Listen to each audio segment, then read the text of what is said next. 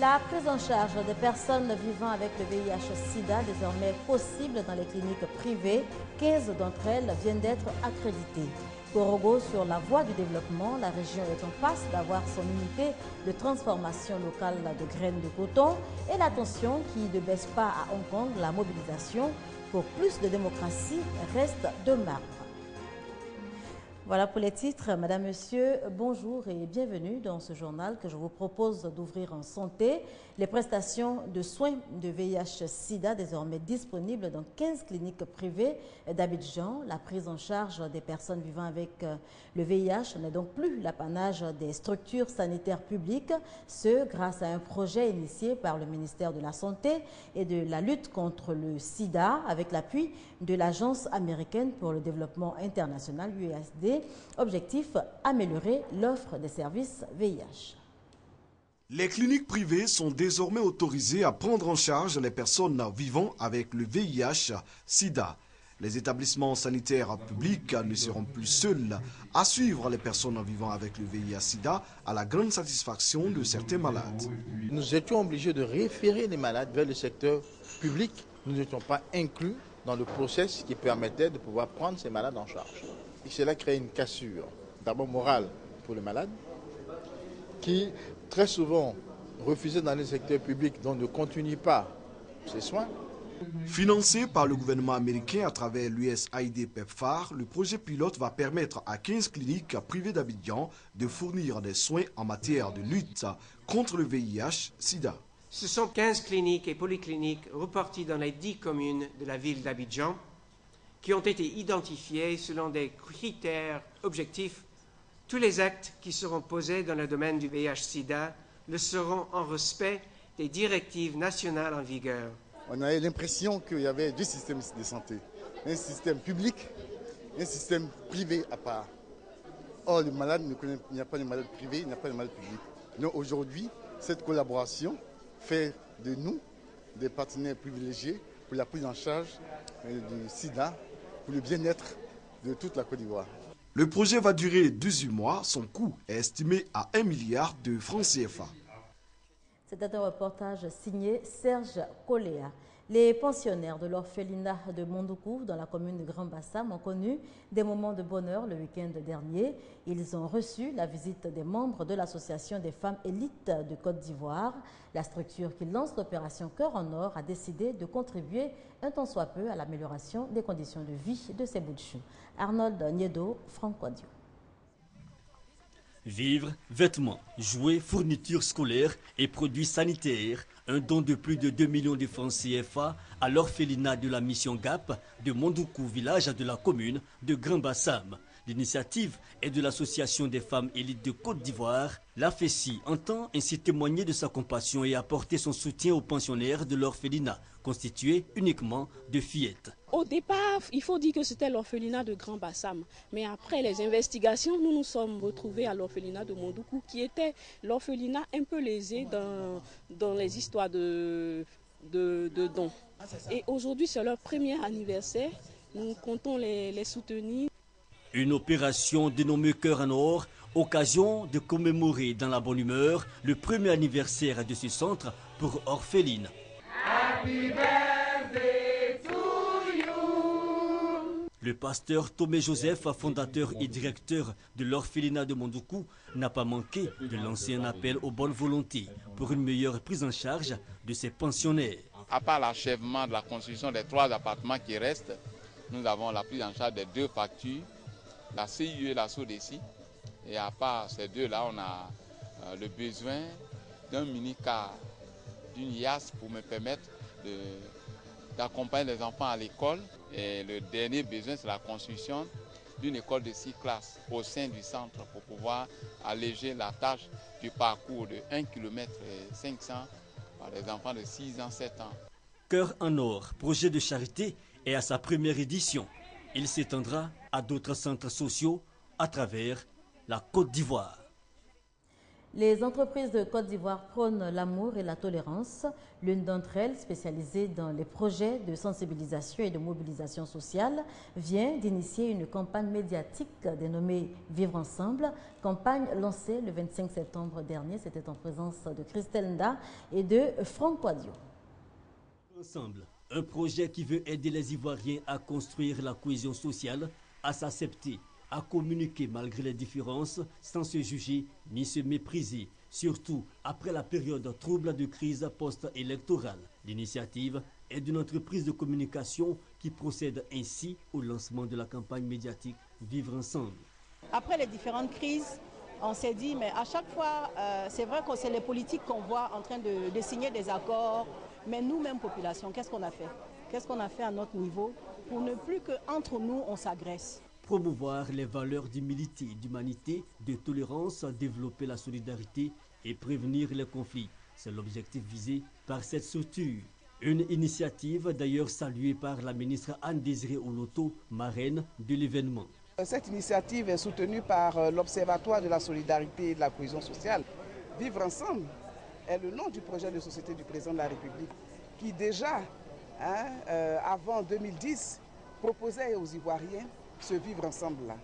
Alors, ce projet donc arrive à point nommé et nous voulons profiter de cette belle opportunité pour dire aux Ivoiriens que nous sommes tous condamnés au vivre ensemble. Magazines, films, témoignages, documentaires constituent les principaux produits et supports qui seront diffusés le long de la campagne. Une campagne de 2 ans qui a en outre bénéficié d'un soutien d'Open Society West Africa. Elle visitera toutes les villes de la Côte d'Ivoire. Direction l'intérieur de la Côte d'Ivoire, bientôt une unité de transformation de graines de coton à Korogo, au nord de la Côte d'Ivoire. Une aubaine pour les populations du district des Savanes, zone de production par excellence de l'or blanc, 400 000 tonnes par an. La construction de l'usine, financée entièrement par des investisseurs asiatiques à hauteur de 8 milliards de francs CFA, va certainement résorber la question de l'emploi jeune dans cette région. Kader Sogodogo. La relance et le développement de la région nord du pays. Des investisseurs asiatiques ont déposé leurs valises à Korogo pour la transformation de la graine de coton en huile et en aliments de bétail. Une unité industrielle de 8 milliards de francs CFA est en construction sur une superficie de 12 hectares. Dans un premier temps, ce sont 600 emplois directs et 3000 emplois indirects qui sont prévus. Il faut reconnaître que l'État ivoirien nous a beaucoup soutenus dans cet investissement et nous voulons aussi à notre tour contribuer au développement de ce pays et en même temps offrir des emplois aux jeunes de la région. Le nord de la Côte d'Ivoire produit par an 400 000 tonnes de coton.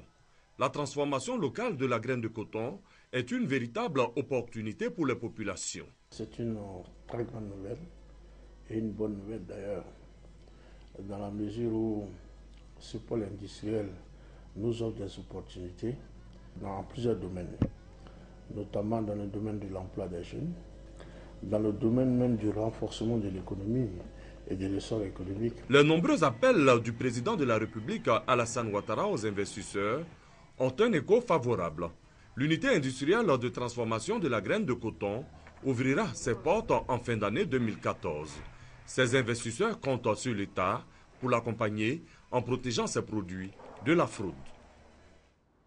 Hors de chez nous, plus de 150 personnes tuées, une centaine de femmes violées, plusieurs personnes blessées, 70 portées disparues. Le peuple guinéen n'oubliera pas de sitôt la date du 28 septembre 2009. Il y a 5 ans, des soldats de l'ex-junte du capitaine Moussa Dadis Camara massacraient dans un stade de Conakry des manifestants contre une candidature de l'ex-chef.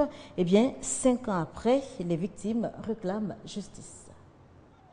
Stade de Conakry, le 28 septembre 2009. L'opposition tient un meeting pacifique pour dénoncer la candidature du putschiste Dadis Camara à l'élection présidentielle. Subitement, les forces de l'ordre chargent avec violence sur des manifestants pris au piège. L'opération se solde par un véritable massacre. 157 morts, une centaine de disparus, 107 femmes violées. Le pays est traumatisé. 5 ans plus tard, les victimes réclament toujours justice. notre demande essentielle que les juges mènent les enquêtes pour savoir qui a fait quoi dans le dossier du 28 septembre 2009. Pour ce 5e anniversaire, les organisations des droits de l'homme guinéennes et internationales ont tenu à Conakry une conférence de presse pour dénoncer cette lenteur et cette impunité. Après 5 ans d'enquête, seuls quelques officiers sont inculpés, mais aucun procès et encore moins de coupables. Les ONG soulignent qu'une impulsion nouvelle a été donnée par le ministre de la Justice, mais il faut que ces engagements se concrétisent rapidement. Et la tension qui ne baisse pas à Hong Kong, des milliers de manifestants campent toujours dans les rues du quartier des affaires pour réclamer plus de démocratie, également le départ du chef exécutif de l'île. Des milliers de manifestants, des étudiants pour la plupart qui n'ont pas l'intention de lâcher prise. La mobilisation reste donc de marbre dans cette atmosphère et à la veille de la fête nationale chinoise, Pékin réaffirme son soutien au chef de l'exécutif hongkongais. Retour sur les mouvements de ces dernières heures. Dès le petit matin, le quartier d'affaires de Hong Kong est presque paralysé. Des dizaines de milliers de manifestants occupent toujours plusieurs points névralgiques de cette ville chinoise. Déterminés et non violents, ils veulent plus de démocratie et ils sont chaque jour plus nombreux. Tout me poussait à venir ici pour protéger Hong Kong, pour dire au gouvernement ce que nous voulons vraiment. Pas d'élections fictives. Nous avons besoin de vraies élections démocratiques. Je pense que la police va nous combattre. Mais nous ne combattons pas la police. Une démarche pacifique auquel la police a répondu par la violence la nuit dernière. Les forces de l'ordre ont tiré des gaz lacrymogènes. Les affrontements ont fait une quarantaine de blessés. Environ 80 étudiants ont été arrêtés. Plus tôt dans le week-end, le mouvement de désobéissance civile Occupy Central s'était joint aux autres manifestants, donnant encore un peu plus d'ampleur à la mobilisation et plus d'audace à ses leaders. Vu l'impact de ces incidents, particulièrement l'utilisation des gaz lacrymogènes, je crois qu'il est temps de demander au gouvernement de démissionner. Peu de chances que cet appel soit entendu. Dimanche, le gouverneur de Hong Kong a réclamé la levée des blocages.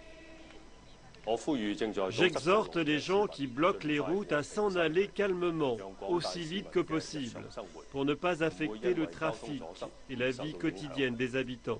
J'appelle aussi les organisateurs du mouvement Occupy Central à stopper leur occupation pour le bien-être de tous. Lundi à la mi-journée, dans un geste d'apaisement, les autorités ont ordonné le retrait de la police anti-émeute.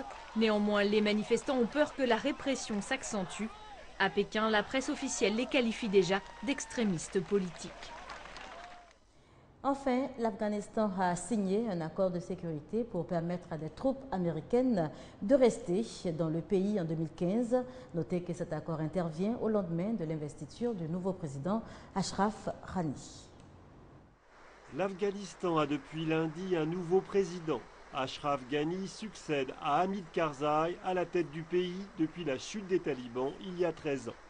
La passation de pouvoir met fin à 3 mois de crise politique provoquée par une élection entachée de fraude. Ashraf Ghani et son rival Abdullah Abdullah, qui revendiquaient tous deux la victoire, ont fini par se mettre d'accord sur un partage du pouvoir. La présidence du pays revient à Ashraf Ghani soutenu par la population pachtoune majoritaire. Son rival, issu des Tadjiks du Nord, fera office de Premier ministre. Un gouvernement d'union nationale très fragile, mais qui soulève un certain espoir dans la population. C'est une grande fierté d'assister à un transfert démocratique du pouvoir d'un président à l'autre. C'est la première fois dans l'histoire de notre pays. Je demande au nouveau président de travailler durement pour nous apporter la paix et la sécurité. Mais les talibans, eux, ne désarment pas. Leur dernière offensive dans le sud du pays a fait une centaine de morts ces dernières semaines et plusieurs bombes ont explosé ce week-end près de l'aéroport et du palais présidentiel. Les talibans sont de mieux en mieux équipés et ils ont de nouvelles recrues. C'est un problème majeur que le nouveau président devra régler. Le président Ashraf Ghani a déclaré vouloir négocier une paix avec les talibans, mais ces derniers exigent toujours en préalable le départ de tous les soldats occidentaux. L'OTAN a bien prévu le retrait de 28 000 soldats avant la fin de cette année. Mais 12 000 militaires américains resteraient dans le pays afin de poursuivre la formation des policiers et des militaires afghans. Voilà, c'est ici qu'on s'arrête pour cette édition. Prochain rendez-vous de l'information, 19h30.